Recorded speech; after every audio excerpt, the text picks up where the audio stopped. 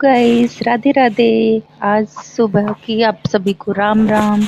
आज है मंगलवार और मैंने मेरे मॉर्निंग में जल्दी उठकर मॉर्निंग में गरम गरम पानी आता है फ्रेश वाटर से मैं नहा लेती हूँ और उसके बाद ही मैं अपने बच्चों का लंच बनाती हूँ। फिर लंच बनाने के बाद मैंने दीपक तो मॉर्निंग में ही जला दिया था। सूर्य को जल चढ़ाना और दीपक जला देती हूँ मैं, उसमें घी डाल देती हूँ और जिससे कि दिया जलता रहे जब तक मेरा टिफ़िन लंच बॉक्स बनता है।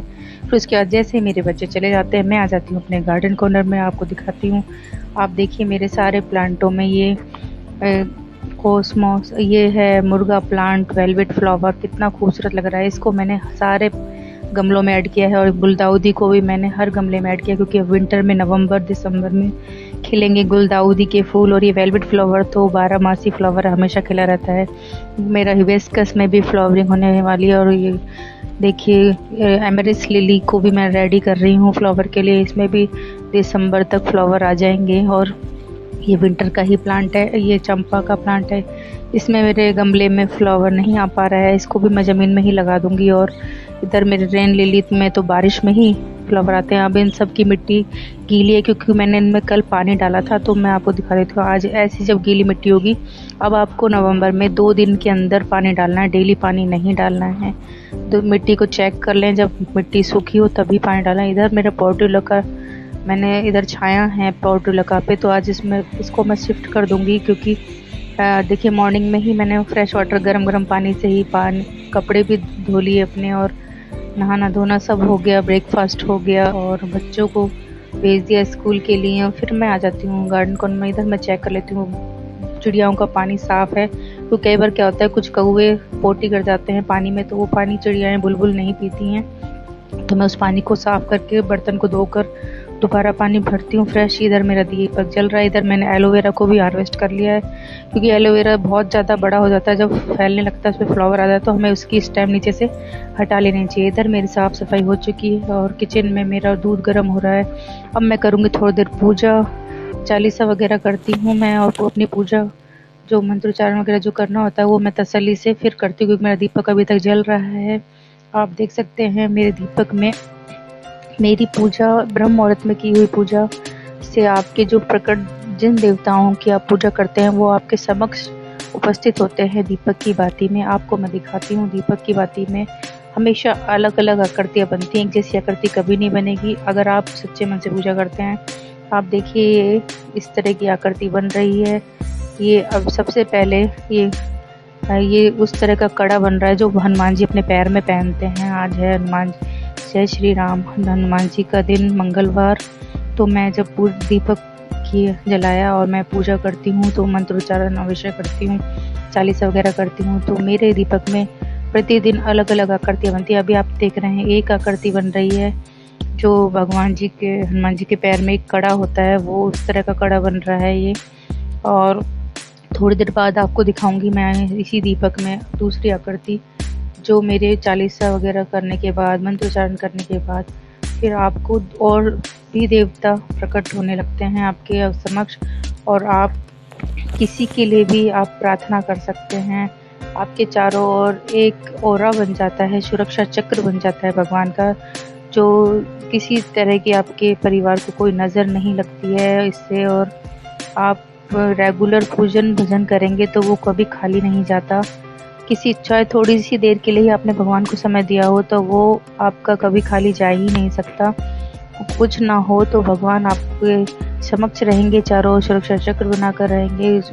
मुसीबतें आएंगी और छू कर चली जाएंगी और आप हम चाहे कितना ही बड़ा कष्ट आए लेकिन आप हमेशा हंसते मुस्कुराते रहेंगे।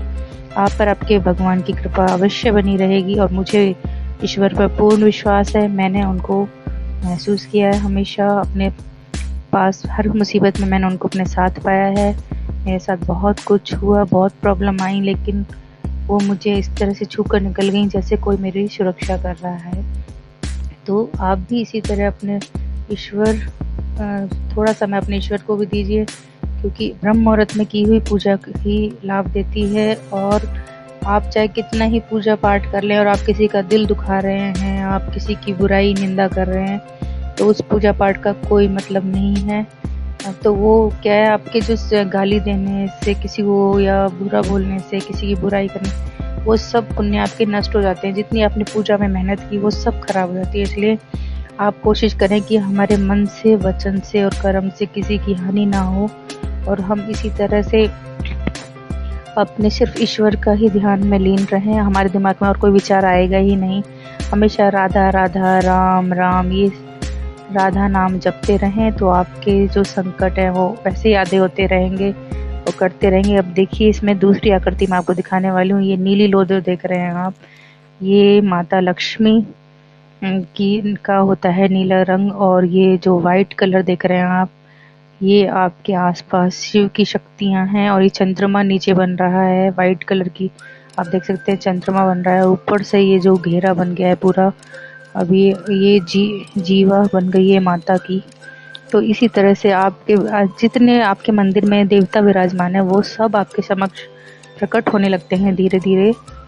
कई बार तो ऐसा होता है एक ही दीपक में एक साथ बहुत सारी आकृति बनती, कभी एक ही आकृति बनती है। तो जब बहुत सारी आकृति बनती है, इसका मतलब आपसे सभी देवी देवता प्रसन्न हैं और आपकी पूजा स्वीकार कर रहे हैं। तो इसी तरह से आप सच्चे मन से पूजा कीजिए, किसी का दिल मत दुखाइए, और कोशिश कीजिए आपकी जैसे किसी के चेहरे पे हंसी आए, किसी की आंख में आपकी जैसे अगर आंसू आता है तो ये अच्छा संकेत नहीं है। आपके सारे पुण्य नष्ट हो जाएंगे और इसका हिसाब तो भगवान ऊपर ही कर देते हैं। फिर अगले जन्म में फिर आपको उनका सामना करना पड़ेगा, उन्हीं रिश्तों से आप फिर किसी और रूप में मिलेंगे, और फिर हिसाब किताब तो भगवान अपने ऑनलाइन रहते हैं हमेशा। इसलिए कोशिश कीजिए कि आपकी जैसे किसी का दिल ना दुखे, और आप अगर किसी का अच्छा नहीं कर सकते तो आप बुरा मत कीजिए, बस इतना कीजिए और अपने कर्म करते रहिए, और उनका फल देना ईश्वर के हाथ में है। अब मैं आपको दिखाती हूँ, देखिए इसमें दो आकृति बनने लगी हैं।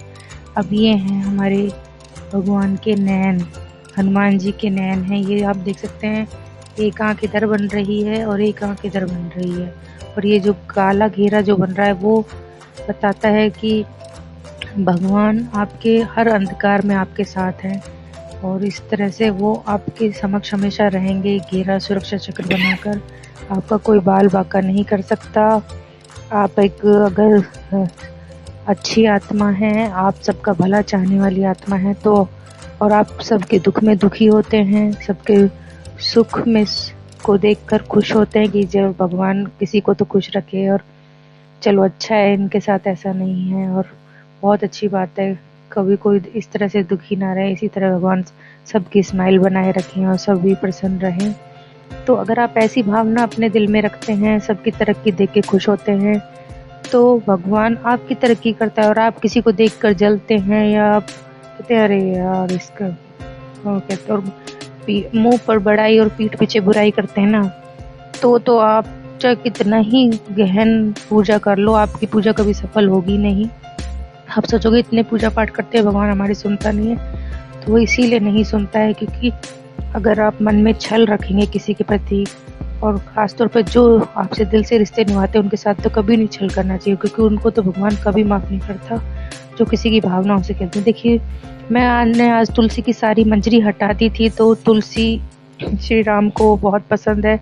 और ये देखिए मेरे आज श्री राम हनुमान जी के दो नयन बन रहे हैं, आज मंगलवार है, आप खुद देख सकते हैं। इसी तरह की आकृति मंदिर में हनुमान जी की जो प्रतिमा बनाई जाती है, एक जैसे बालाजी वगैरह आप जाएंगे तो वहाँ इसी तरह की प्रतिमा होती है। और ये देखिए, ये जो आकृति आप देख रहे हैं, ये मेरी एक दिन पहले मेरे ये संध्या के टाइम जब पूजन किया मैंने, तो अब इस तरह से कमल पुष्प बन रहा था। तो इस तरह से मेरी दीपक में अलग अलग आकृतियाँ बनती रहती हैं। मैं सभी भगवानों को अपना परिवार मानती हूँ और उनका सच्चे दिल से पूजन करती हूँ। तो प्रभु भगवान किसी न किसी रूप में मुझे संकेत देते रहते हैं और वो मेरे साथ ही रहते हैं। इसका मुझे पूर्ण तरह कोई इसे अंधविश्वास कह सकता है कोई, लेकिन आप खुद सोचिए कि बाती हम एक ही तरह की रोज़ बनाते हैं और फिर उसमें आग एक तो उसका जलने का प्रोसेस तो एक जैसा ही रहता है डेली, तो फिर वो आकृतियाँ अलग अलग कैसे बना पा रही है। तो वो उसका यही रीज़न है कि आपके जो मंत्र उच्चारण और आपका जो पूजा करने का तरीका है वो ईश्वर को पसंद आया और वो आपसे प्रसन्न हैं और वो की पूजा स्वीकार कर रहे हैं, तभी ये आकृतियाँ प्रकट होने लगती हैं। और आपका दिल बहुत साफ है, सभी के लिए आप शुभ चाहते हैं, शुभ कामना करते हैं, सबके दुख में आप दुखी होते हैं, तो ऐसे लोग भगवान के बहुत निकट होते हैं। तो मैं ये अपने लिए नहीं कह रही हूँ, चाहे आप खुद करके देखना, आपको खुद को भी ये चीज़ें महसूस होंगी कि अगर आप किसी का अच्छा नहीं कर सकते तो बुरा भी ना करें। तो ऐसा जब आप मन में रखेंगे भाव, और तो सब आपके साथ भी सब अच्छा ही अच्छा होगा। और मुझे भी, मैं बहुत भाग्यशाली हूँ जो भगवान ने मुझे अपने लिए चुना, क्योंकि कई बार क्या होता है हमारे सारे रिश्ते हमसे दूर होते चले जाते हैं, तो वो सब ऐसे ही नहीं होते हैं, वो सब भगवान हमें उनसे दूर करके, तभी हमें भगवान की याद आती है। क्योंकि हम जब सुखी रहते हैं, सब रिश्तों में मग्न रहते हैं, तो हमें उनका, ईश्वर का ध्यान ही नहीं आता है। अब जब हम अपने आप को अकेला फील करते हैं, अकेले रहते हैं बिल्कुल, तब हम बहुत ही ध्यान से लगाकर अपनी पूजा पाठ करते हैं, और हमें समय मिलता है एकांत में रहने का, भगवान के साथ अपना ध्यान लगाने का। तो वो आप भी अगर इस तरह से करेंगे तो जब आप कहते हैं कि कुछ संगति से तो अकेले भले, तो आप अगर रोज़ किसी से वाद विवाद होता है, या किसी से ज़्यादा आर्ग्यूमेंट करना या बहस करना, इस सब से दूर रह के, इससे तो अच्छा है कि आप अपने एकांत में अपने भगवान का ध्यान लगाएं, और अच्छे से पूजन भजन करें, और अपने डेली की दिनचर्या करें, अपने बच्चों की केयर करें, अपने घर की केयर करें, अपने आप को स्वस्थ रखें, योगा वगैरह करें, और अपने खाने पीने का, अपने बच्चों के खाने पीने का विशेष ध्यान रखें, भगवान का, अपने ईश्वर का ध्यान रखें। तो आप हम जिसका ध्यान करते हैं, हम उसको अपने निकट पाने लगते हैं। तो आप किसी चीज़ को ज़्यादा सोचोगे तो क्यों ना हम ईश्वर को ज़्यादा सोचें, तो हम उनको पा लेंगे। और ये देखिए, इस तरह से ये लास्ट में पूरी बत्ती का जलना बहुत शुभ होता है, ये बहुत शुभ संकेत। आप देखिए किस तरह पूरी आकृति बनाकर ये पूरी बत्ती मेरी जली है। तो इस तरह से अगर आपकी भी बत्ती जलती है, तो आप बहुत ही भाग्यशाली हैं जो आपको ईश्वर ने चुना है अपने पूजन के लिए। क्योंकि भगवान भी सभी को नहीं चुनते अपने निकट लाने के लिए। जब वो देख लेते हैं कि इसका मन अलछल से बिल्कुल दूर है, बिल्कुल साफ है, ये सभी रिश्तों को दिल से निभाने वाला व्यक्ति है, और फिर भी इसके साथ सब धोखा करें या दुख पहुंचाएं, तो भगवान उसे अपने निकट बुलाने लगते हैं। तो धीरे धीरे, इसी तरह आपने कई बार देखा होगा, कई लोग ऐसे सोते सोते चले जाते हैं, तो वो ही भगवान के बहुत निकट रहने वाले लोग होते हैं। मैं भी एक दिन ऐसे ही जाऊंगी। आप मेरा वीडियो देख रहे हैं, मेरी भी तो भी ऐसा होगा कि आप मुझे याद करेंगे कि हाँ, मैंने आपको ये बात बताई थी, और मैं देखना, मैं भी एक दिन ऐसे। अब आते हैं हम अपने गार्डन कॉर्नर में। ये देखिए, आज मैं कर रही हूँ अपने प्लांटों की डस्टिंग, और उसकी जितनी भी येलो पत्तियाँ हैं उन सबको एक परात में इकट्ठा कर लूँगी, इनको सुखा लूँगी। फिर मैं इसी से अपने खाद तैयार करूँगी। इसमें मैं थोड़ा सैंड मिक्स कर लूँगी, और थोड़ा नॉर्मल मिट्टी, कोकोपीट, वर्मी कंपोस्ट, और थोड़ा सा नीम खली वगैरह सब मिला के इस परात में मैं अपने प्लांटों के लिए खाद तैयार करने वाली हूँ। और ये देखिए, मैंने एलोवेरा को हार्वेस्ट कर लिया है, क्योंकि एलोवेरा क्या है, बहुत बड़ा हो जाता है जब उसमें फ्लावर आ जाता है, तो उसे नीचे से हार्वेस्ट कर लेना चाहिए, नहीं तो वो फैलने लगता है, फिर गलने लगता है। तो इसलिए मैंने उसको हार्वेस्ट कर लिया, ये यूज़ में आ जाएगा। अब ये देखिए, इसकी मिट्टी बिल्कुल गीली है, ये मेरे छोटे पॉट में लगा हुआ है अपराजिता का। ये देखिए, कोलियस की कटिंग लगाई थी, तुलसी भी लगी हुई है, ये मैंने डस्टबिन रखा है, उसके लिए प्याज की छिलके निकालूंगी। मैंने इसकी सारी पत्तियों को छांट के, येलो सारी पत्तियां आपको अलग कर देनी है। विंटर में क्या है, जैसे ही मौसम चेंज होगा, एक तो मौसम चेंज होने के कारण सारे प्लांटों की पत्तियां पीली होने लगती हैं, तो घबराने की ज़रूरत नहीं है। आप उन पीली पत्तियों को सबको अलग कर दीजिए, अपने प्लांट की अच्छे से डस्टिंग कर दीजिए, कहीं मकड़ी ने कोई जाला तो नहीं बनाया है, या कहीं कोई कीड़ा वीड़ा तो नहीं छुपा है, तो अच्छे से झाड़ दी। और इस तरह से आप अपने प्लांट में से चेक कर लें कि जो कुछ पुराने फूल होते हैं मुरझा जाते हैं और छुपे रह जाते हैं अंदर, तो वो ही क्या है, फली बन जाते हैं। तो मैं दिखाती हूँ आपको, ये देखिए, ये इस तरह से इसमें फली आई है। ये देखो, एक फूल इसमें छुपा हुआ रह गया था, तो वो फली बन गया। मैंने इस तरह से प्रूनिंग कर दी है सारी, ऊपर से सॉफ्ट प्रूनिंग करनी है। जो सॉफ्ट ब्रांचेस आती हैं उनको आपको इस तरह से चाहे कैंची से कट कर दीजिए, चाहे हाथ से पिंचिंग कर लीजिए। तो इससे क्या आपको ज़्यादा से ज़्यादा फ्लावर मिलते हैं। मुझे एक दिन भी ऐसा नहीं होता जिस दिन मुझे पूजा के लिए फूल ना मिले। मुझे ढेर सारे अपराजिता के फूल मिलते हैं और उन्हें मैं इकट्ठा कर लेती हूँ, सुखा कर उनकी मैं ग्रीन टी बना लेती हूँ। इधर देखिए मैं टमाटो प्लांट में भी फ्लावरिंग हो रही है अब इसमें भी, और हाइब्रिड वाले में पहले टमाटो फ्लावर नहीं आ रहा था, इसमें भी आने लगा है। और इसमें मैं आपको दिखाऊंगी आज मैं क्या रही। इसकी मिट्टी भी देखिए आप गीली है। आज मैंने इनको ऐसे कॉर्नर पे रखा है जहाँ पर जाती हुई धूप भी लगती है मेरे प्लांट को। तो आती हुई धूप इसलिए नहीं लगती इधर से क्योंकि दीवार के सहारे लगा हुआ है, और जाती हुई धूप जो होती है वही इन प्लांटों के लिए बहुत ज़रूरी होती है। तो जाती हुई धूप मेरे प्लांटों को ज़रूर मिलती है। ये टाइम है दोपहर के, मैंने 11:30 बजे तक तो मैं अपना ब्रेकफास्ट वगैरह किचन का सब चीज़ क्लीन कर देती हूँ। अपने किचन साफ़ सफाई सब हो जाता है। उसके बाद मैं आती हूँ अपने गार्डन कॉर्नर में। तो दोपहर में थोड़ी धूप, विटामिन डी भी मुझे मिल जाता है। तो 12 से 1-1:30 बजे तक मैं अपने प्लांटों की केयर करती हूँ, क्योंकि फिर 2 बजे मेरे बच्चों के आने का टाइम हो जाता है। तो फिर उनको लंच देना होता है। तो इस तरह से मुझे मिट्टी चेक कर लेनी है सारे प्लांटों की। अब देखिए मैंने इसमें कल पानी डाला था तो इसकी मिट्टी अभी गीली है, और मैं दिखाती हूँ किस फॉर्म में आपकी मिट्टी होनी चाहिए। ऐसी मिट्टी में नमी भी हो और ज़्यादा ड्राई भी ना हो और ज़्यादा गीली भी ना हो। कीचड़ हो जाता है जो एकदम गीला गीला, वो ऐसी मिट्टी होगी। तो आपके प्लांट में बिल्कुल पानी नहीं डालना है तब। अब ये थोड़ा सा ऐसा है, नमी बनी हुई है, तो मैं इसमें अपना फर्टिलाइज़र बना के आज डालूँगी ऑन प्याज के छिलकों का, जो मैंने ओवरनाइट सोक करने के लिए रख दिया था। मैंने उसे 2 दिन के लिए रख दिया था, तो क्योंकि मैंने उसमें डबल पानी मिलाना है, तो डबल पानी मिलाकर मैं उसमें सारे प्लांटों में थोड़ा थोड़ा दे दूँगी। इधर मैं आ गई हूँ पोर्टुलका के पास। अब देखिए मेरे पोर्टुलका के प्लांट में इधर वाले जो छाया आ रही थी, तो इसमें फ्लावर नहीं आ रहे थे। तो और इसकी शायद मिट्टी भी ऊपर, इसमें इसको ज़्यादा पानी पसंद नहीं होता है पोर्टुलका को। अगर आप इसमें ज़्यादा पानी डालेंगे तो इसमें फ्लावर आने बंद हो जाएंगे।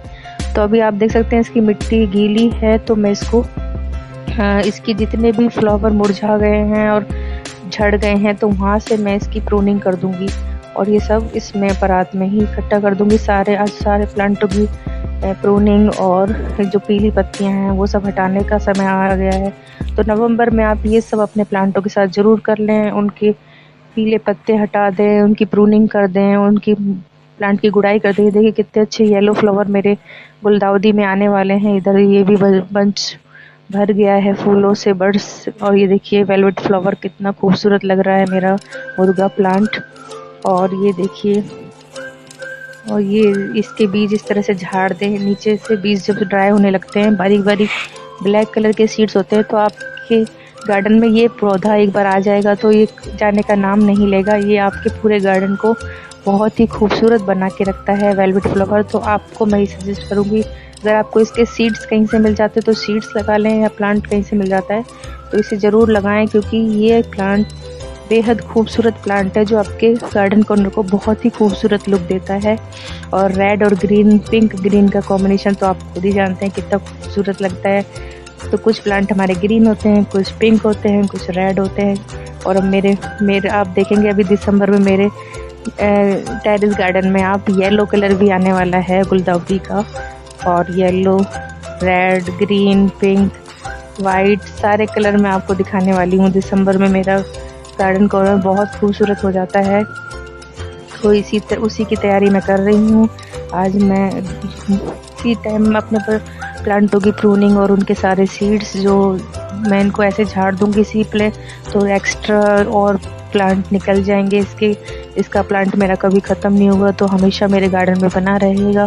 तो इस तरह से आप अगले नेक्स्ट प्लांट की तैयारी भी हमेशा करके रखें, क्योंकि एक प्लांट जब ख़राब हो जाता है इसका, जब ये पूरी तरह सूख जाता है, ये एकदम सूख जाएगा, आप देखेंगे ये जब इसकी टाइम पूरा हो जाता है इसका, तो टाइम पीरियड ये सूख जाता है। और ये देखिए एमेरिस लिली है, इधर ये सदाबहार है, इधर मैंने मटकी में ये देखिए मेरे रेन लिली है। इधर ये देखिए अब मैं इसको धूप में रखी हूँ सारे पोर्टुलका को आज, क्योंकि इनको क्या है, इनमें फ्लावर आने बंद हो गए थे। नहीं तो मेरे पोर्टुलका में हमेशा बहुत ढेर सारे फ्लावर आते थे।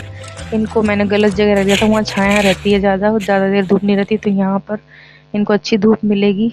तो आप देखिए मैं इधर डस्टिंग कर रही हूँ अपने दीवार की, और ये सारे प्लांटों को पोटलका को उठा के रख रही हूँ इधर धूप में, जहाँ इनको अच्छी धूप मिले।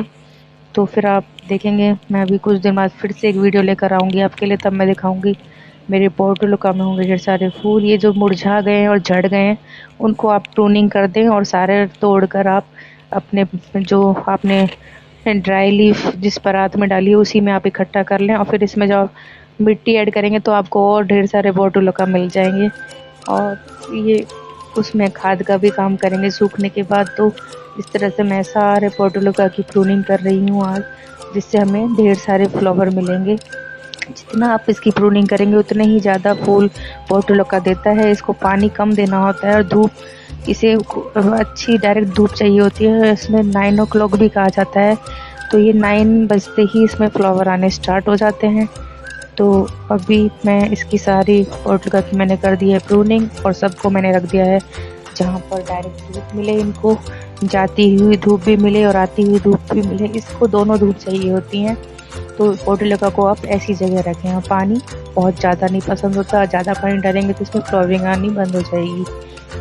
तो अब मैं इसमें 2-3 दिन के लिए पानी नहीं डालूंगी। ये पर्सलेन का फ्लावर है, कितना खूबसूरत लग रहा है ऑरेंज कलर का। तो इसको भी मैं अब उठाकर उधर रख दूंगी जिधर धूप आ रही है, क्योंकि यहाँ पर छाया आ जाती थी। ये देखिए मैं इसको शिफ्ट कर दिया है धूप वाले कॉर्नर में, तो अब मेरे सारे प्लांटों को अच्छी धूप मिलेगी। तो अपने प्लांटों का नवंबर में ये विशेष ध्यान रखें, नवंबर में आप जितनी इनको धूप लगा सकते हैं अच्छी धूप लगाइए, क्योंकि दिसंबर में वैसे ही फॉग हो जाएगा और आपके प्लांटों में प्रॉब्लम आने लगेगी। तो फिर इसलिए उस समय आपको कुछ नहीं करना है, अपने प्लांटों को सिर्फ शेड में रखना है और गुड़ाई करनी है। पानी की मेरे ख्याल में दिसंबर में ज़रूरत ही नहीं पड़ेगी। अगर लगे आपको नमी नहीं है तो ही पानी डालें। और आप अभी कोकोपीट मंगा लीजिए, अपने सारे प्लांटों की मिट्टी में कोकोपीट ऐड कर दीजिए, नीम खली ऐड कर दीजिए फ्लावर और फ्रूट वाले प्लांट में। तो आपके ढेर सारे फ्लावर भी मिलेंगे और नमी बनी रहेगी और आपके प्लांट सेफ रहेंगे। तो ये मिट्टी का कमाल होता है। आपकी मिट्टी अच्छी है तो आपका प्लांट की उम्र लंबी हो जाती है। और अगर आप मिट्टी आपने मिक्स करके नहीं बनाई है, सादा मिट्टी में कोई भी प्लांट में फ्लावर कितना कुछ डाल लो आप, कुछ नहीं होगा। आपको उसकी मिट्टी अच्छी तैयार करनी होगी, सूखे पत्ते मिलाने होंगे, कोकोपीट मिलाना होगा, नीम खली मिला लीजिए, और वर्मी कंपोस्ट का पैकेट आता है नर्सरी से वो ले आइए। कुछ ना हो तो उसमें सब कुछ मिक्स रहता है वर्मी कंपोस्ट में, वो आप ऐड कर दीजिए। तो इस तरह से आप अपने सारे प्लांटों की मिट्टी को अच्छे से रेडी कर लीजिए नवंबर में, जिससे आपको दिसंबर और जनवरी में ढेर सारे फूलों की बारिश हो आपके गार्डन में और आपको देखकर बहुत अच्छा लगे। ये देखिए ये है एमेरिस लिली, इसको भी मैं चेक कर रही हूँ क्योंकि इसमें भी दिसंबर में और जनवरी में विंटर में ही फ्लावर आते हैं। तो इसमें भी फ्लावर आएंगे, इसको अच्छी धूप चाहिए होती है डायरेक्ट। और ये देखिए ये है मेरा हिबिस्कस, देसी गुड़ैल है ये अभी धूप हो रही है तो देखिए थोड़ा सा वीडियो ज़्यादा ब्राइट हो गया है। तो ये देखिए इस पे भी फूल आने लगे हैं। और इधर ये देखिए इसी में मैंने गुलदाउदी भी लगाया हुआ है। और ये देखिए वेलवेट फ्लावर भी बेहद खूबसूरत लग रहा है। तो मैंने अब इन सब प्लांटों की परसों मैंने इनकी गुड़ाई की थी और कल शाम को और मैंने इनमें वाटरिंग की थी। और फिर उसके बाद आज मैं इसमें फर्टिलाइज़र ऐड कर रही हूँ प्याज के छिलकों का, जो मैं दिखाती हूँ। अभी मैंने बना रखा है ये मेरे मरुआ तुलसी, इसकी मैंने सारी प्रूनिंग करके सारी मंजरी हटा दी थी और उसके सब्जा सीड्स रेडी कर लिए मैंने। उनको सुखाकर हथेली से मसल के इसके अंदर बारीक बारीक ब्लैक सीड्स निकलते हैं। तो उन्हें आप भिगोकर खा सकते हैं दही के साथ या दूध में ऐड करके, नॉर्मल दूध में। तो इस तरह से वो आपका वेट लॉस करने में बहुत मदद करते हैं। इसकी पत्तियों को आप चबाकर भी खा सकते हैं, तुलसी की पत्ती को आप चबाकर नहीं खा सकते, लेकिन मरुआ तुलसी की पत्ती को आप चबाकर खा सकते हैं। इधर स्नैक प्लांट भी मेरा बहुत खूबसूरत लग रहा है। और मैंने सारे प्लांटों की सारी सूखी और पीली पत्तियाँ सब हटा दी हैं। और आप देख सकते हैं इधर आ गए हम फिर से, इस परात में हमने सारे सूखी पत्तियाँ डाल दी हैं। इसको मैं सुखा लूँगी अच्छे से और इसमें थोड़ा रेत, थोड़ी सी नॉर्मल मिट्टी, कोकोपीट और इस तरह से नीम खली वगैरह सब ऐड करके एक अच्छी मिट्टी तैयार कर लूँगी, जिससे फिर मैं और प्लांट तैयार कर सकती हूँ। ये मैं प्याज के छिलकों को खुरपी की सहायता से मैं बाहर निकाल रही हूँ डस्ट पैन पे, और फिर इस पानी में मैं थोड़ा सा पानी और ऐड करके इसका लिक्विड फर्टिलाइज़र तैयार कर लूँगी, जो मेरे प्लांट के फ्लावर सीक्रेट है सबसे बड़ा। अब जब सर्दियों में फ्रूट आएंगे तो उनके छिलकों को भी मैं उस रात में सबको सुखा लूँगी, केले के छिलके हैं तो वो भी बहुत अच्छा फर्टिलाइज़र बन जाएगा, उसको भी मिट्टी में मिक्स कर दूँगी, खाद बन जाएगी। ये देखिए एक्स्ट्रा फूल जो हमारे अपराजिता के प्लांट में छुपे रह जाते हैं, तो वही मैं ढूंढ कर निकाल रही हूँ, क्योंकि अगर हम इनको नहीं हटाएंगे तो फिर ये फली बन जाते हैं, और फिर जितना ज़्यादा फली बनेंगी तो उतना फ्लावर कम आएगा। तो एक आध फली है तो उसको तो आप छोड़ सकते हैं प्लांट में, लेकिन अगर ज़्यादा फलियाँ बन रही हैं तो उसको आप प्लांट में नहीं रहने दें, क्योंकि नहीं तो फिर आपके फ्लावर नहीं आएंगे। देखिए इस तरह की फली इसमें बन के रेडी हो जाती है, जैसे मैं आपको वीडियो पर दिखा रही हूँ, ये देखिए। और इस तरह से ये थोड़ा सा धूप का टाइम है तो मेरा बहुत ब्राइट हो गया है वीडियो, लेकिन मेरी आवाज़ आपको क्लियर आ रही है। इस तरह से मैं अपने फ्लावर को अलग रख दिया, इनको सुखा कर रखूँगी। अब तो आ जाती है बारी साफ़ सफाई की। आपके जहाँ प्लांट होते हैं ऐसे ही गार्डनिंग नहीं होती है, इनको भी जैसे हमारे बच्चों को, हमारी फैमिली को केयर की ज़रूरत होती है, तो उतनी ही ज़रूरत हमारे प्लांटों को भी केयर की ज़रूरत होती है। मैं अपने टेरेस को डेली सफाई करती हूँ, डेली झाड़ू लगाती हूँ, लेकिन आज मैंने थोड़ा सा प्लांटों की केयर की थी तो बहुत सारी पत्तियाँ झड़ गई और कूड़ा हो गया, तो अब मैं पूरी छत को नीट एंड क्लीन कर दूँगी। जहाँ जहाँ मेरे प्लांट रखे थे तो वहाँ से मैं सारी पत्तियों को झाड़ू से इकट्ठा कर लूँगी इस तरह से। और तो छत साफ, हमारा जो टेरेस है वो साफ़ सुथरा भी अच्छा लगता है, और हमारे प्लांट भी बहुत खूबसूरत लगते हैं साफ़ जगह में रखे हुए। इस तरह से मैंने सारी छत को मैं इस तरह से नीट एंड क्लीन करती हूँ। ये मेरा डेली रूटीन है जो मैं अपने घर के दिनचर्या के काम ख़त्म करने के बाद करती हूँ। ये देखिए ये है विनका का सीड्स, जिसको मैं ऐसे ही डाल देती हूँ, सदाबहार का। ये फिर से एक और नया प्लांट बन गया। इधर देखिए हमारे घर के सामने इधर साफ़ सफाई करवा रखी हमने। अब इससे इंस्पायर होकर हमारे सारे पड़ोसियों ने अपने घर के आगे साफ़ किया हुआ है। ये देखिए उधर आंटी भी, कोने वाली आंटी हमारे, वो भी सफाई करवा रही हैं। इधर हमारे पड़ोस में एक घर है, उन्होंने भी अपने घर के आगे साफ़ करवा के प्लांट लगवा दिए हैं। और ये देखिए अब मैंने झाड़ू से मैंने अपनी पूरी छत क्लीन कर दी है। इधर सारा कूड़ा इकट्ठा कर लूँगी मैं। तो इधर इस तरह से मैं अपनी छत को डेली साफ़ रखती हूँ। सीखो कि झाड़ू से हम जब झाड़ू लगाते हैं तो हम बैठ के झाड़ू लगाते हैं, तो हमारा वर्कआउट भी हो जाता है और ये अच्छा हो रहता है। इससे बहुत सफाई से झाड़ू लगती है छत पर। तो टेरेस पे आप सीखो कि झाड़ू से भी झाड़ू लगा सकते हैं। अगर आपने चिप्स डाली हुई है, ऊपर मार्बल डाला हुआ है, तो फुल झाड़ू से भी लगा सकते हैं। ये देखिए मेरा प्लांट ये चला गया था, कोलिसेशिया है, ये वाला प्लांट है। तो ये मेरी ये है कोलियस, और इसको मैं दोबारा लेकर आई हूँ अपने गार्डन में, वो वाला प्लांट। पहले मैंने वीडियो में डाला था। ये सारी पत्तियाँ मैंने इकट्ठी कर ली हैं, जिससे हमारा खाद के लिए हमें इन पत्तियों को सुखा लेना है, तभी हमें इसमें मिट्टी ऐड करनी है।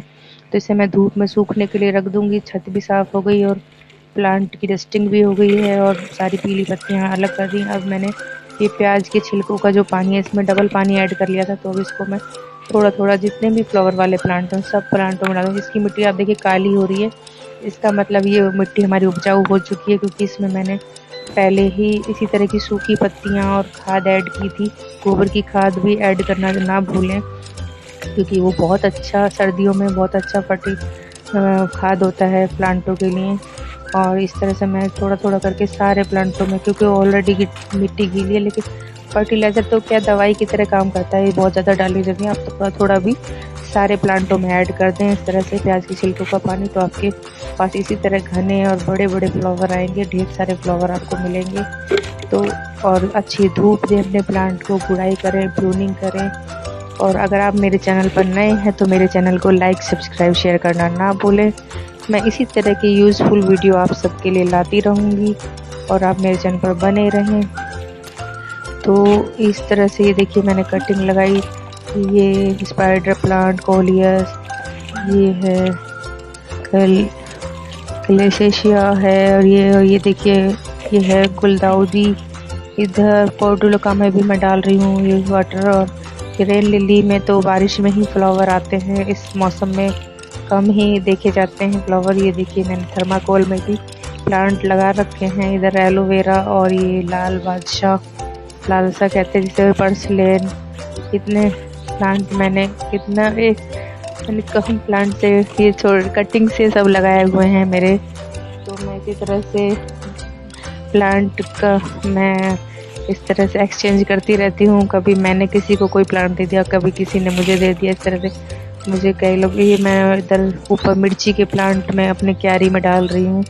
ये प्याज के छिलकों का पानी और गुलाब पर भी मैंने डाल दिया है जिससे कीड़े ना लगें। और वो गुलाब, और इधर मैं गुलाब के प्लांट में, मिर्ची के प्लांट में आ गई हूँ अपने गार्डन कॉर्नर में। इधर थोड़ा थोड़ा पानी मैं सारे प्लांटों में डाल दूंगी। ये जो हमारे गुलाब का प्लांट है, ये आप देख सकते हैं बड़ा हो रहा है काफ़ी, इसकी नई पत्तियां भी आ रही हैं, लेकिन इसमें भी फ्लावर नहीं आए हैं क्योंकि इसको हमारा कड़ी पत्ता बहुत घना हो गया है, उसको थोड़ी छटाई करनी पड़ेगी। इसमें धूप नहीं आ पा रही जाती, तो इसको धूप जरूरी है कि थोड़ी बहुत धूप मिल जाती है तो फ्लावर तो आ ही जाएंगे। तो मैं इसमें फर्टिलाइज़र ऐड कर देती हूँ, थोड़ी सी गुड़ाई कर देती हूँ। इधर एमरिल्स लिली में भी डाल दिया है मैंने ये प्याज वाले छिलके का पानी। और आपको दिखाती हूँ, मैंने एक हिबिस्कस देशी गुड़ैल की कटिंग लगाई थी, उसमें छोटे से प्लांट में ही 2 बर्ड्स आ गए हैं फ्लावर के। यही फर्टिलाइज़र डालते रहने से। आप देखिए, ये देखिए यहाँ पर इसको डायरेक्ट सनलाइट मिल रही है, तो आपकी मिट्टी को भी धूप मिलना बहुत ज़रूरी होता है। खाली प्लांट की पत्तियाँ नहीं, उसकी जड़ों तक धूप जानी चाहिए, तभी आपके प्लांट में अच्छी फ्लावरिंग होती है। तो आप देख सकते हैं रिजल्ट, छोटे से प्लांट में ही 2 फ्लावर के बर्ड्स बन रहे हैं। ये कटिंग से लगाया था अभी जल्दी में ही, सितंबर में, तो इतनी जल्दी इसमें फ्लावर आया है। और इसीलिए मैं बड़े वाले प्लांट के लिए थोड़ा सा कड़ी पत्ता को छटवाना पड़ेगा, और तो उस पर धूप आए उसकी ज़मीन पे, बस उसको धूप में कमी हो रही है। और बाकी फर्टिलाइज़र वगैरह, गुड़ाई, प्रूनिंग तो मैं सब कर ही रही हूँ। तो जो हाइब्रिड वाला हिबिस्कस है वो अभी उसमें फ्लावर नहीं आए हैं, लेकिन मैं उसमें फ्लावर लाने के लिए थोड़ा सा कोकोपीट ऐड करूँगी, नीम खली, और बोन मिल भी ऐड कर सकते हैं आप। गुड़ाई मैंने कर दी है। इधर मैं सारे प्लांटों में थोड़ा थोड़ा ये प्याज के छिलकों का पानी ऐड कर दिया है, जिससे हमारे प्लांटों में अच्छी फ्लावरिंग हो। तो मैंने ये देखिए, इधर गुलाब की कटिंग लगाई थी, वो भी लग गई है। तो देखिए, इधर मैंने ये मिर्ची के प्लांट में भी मैं डालती रहती हूँ और मिर्ची हार्वेस्ट करती रहती हूँ। 2 ही प्लांट मुझे ढेर सारी मिर्ची दे देते हैं, और बहुत तीखी मिर्ची है इसकी। तो इस तरह से मैं अपने गार्डन को, ये मेरा गुलदाउदी का प्लांट आप देख सकते हैं कितने सारे बर्ड्स बने हैं। इसमें भी मैंने पहले भी ऐसे ही प्याज के छिलकों का, केले के छिलके का पानी, आलू के छिलके का पानी ऐड किया था, तो वो बहुत अच्छा रिजल्ट देता है। और गुड़ाई करना ना भूले, क्योंकि यहाँ पे कई बार दीमक भी आ जाती है आपके प्लांट। और ये गिरने लगा था तो मैंने इसको पत्थर से सपोर्ट कर दिया, एक तरफ मैंने ईंट रख दी है, एक और तरफ पत्थर लगा दिया, तो ये, और आपस में इसकी जो ब्रांचेज है फैलने लगती हैं गुलदाउदी की, उनको आप एक दूसरे में इस तरह से फोल्ड कर दें, और या फिर कोई लकड़ी के सपोर्ट से इसे खड़ा कर सकते हैं, तो ये फैलेगा नहीं नीचे। इसको किसी धागे से या रस्सी से बांध दें इकट्ठा करके, तो इस तरह से बहुत खूबसूरत लगेगा। अब आप देख सकते हैं मेरा अमरूद का प्लांट, इसकी मिट्टी कम हो रही है, शायद मिट्टी और ऐड करनी पड़ेगी इसमें, और जड़ें बाहर आ रही हैं, लेकिन ये देख सकते हैं आप कितना बुशी हो गया है। ये भी फर्टिलाइज़र और गुड़ाई करने से ही इतना बुशी हुआ है। और इसकी प्रूनिंग मैं बीच बीच में करती रहती थी ऊपर से। जब आप अपने प्लांट की प्रूनिंग करती हैं तो वो उतना ही और ज़्यादा घना हो जाता है। आप देख सकते हैं छोटा सा है, लेकिन अभी से ही इतना घना हो चुका है ये।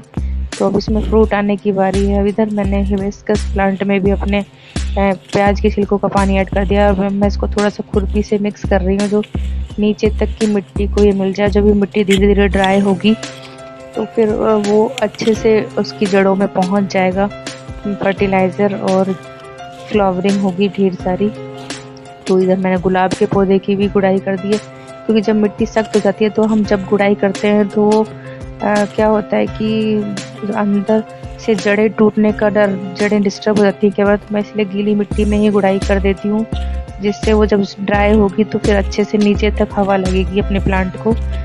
तो ऑक्सीजन मिलना बहुत ज़रूरी होता है हमारे प्लांट को। तो इस तरह से मैंने ऐसे थोड़ा थोड़ा सारे प्लांटों की मैंने गुड़ाई कर दी है।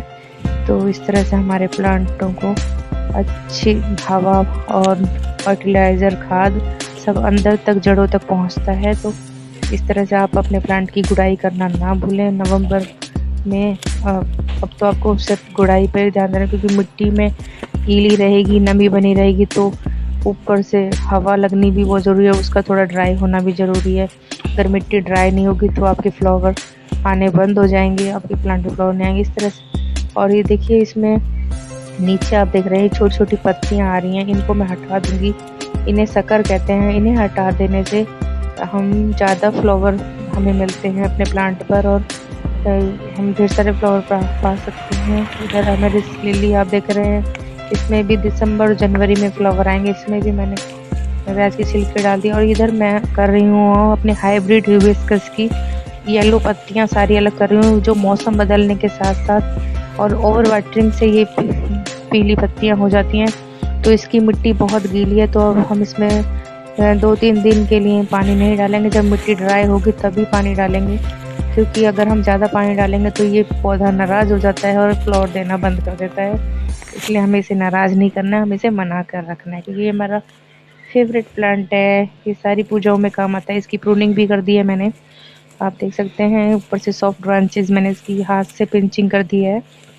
और इस पर पत्तियों पर तो धूप लग रही है, लेकिन इसकी मिट्टी में धूप नहीं आ रही है। उसका कारण है हमारा कड़ी पत्ता बहुत घना हो गया है, उसको थोड़ा सा प्रूनिंग करने होगा। मैं अभी छत पे सारा अपना प्रोसेस ख़त्म करने के बाद ये देखिए मैंने सारी पत्तियाँ इकट्ठी कर ली है इस परात में, और इसको मैं सुखा लूँगी। और सुखा कर इसमें सारा मिट्टी ऐड करके इसको मैं अच्छी तरह, मेरी चप्पलें देखिए मिट्टी में होगी, मुझे हाथ में लेकर आनी पड़ी सीढ़ियों से, क्योंकि नीचे सफाई हो चुकी थी, फिर गंदा हो जाता।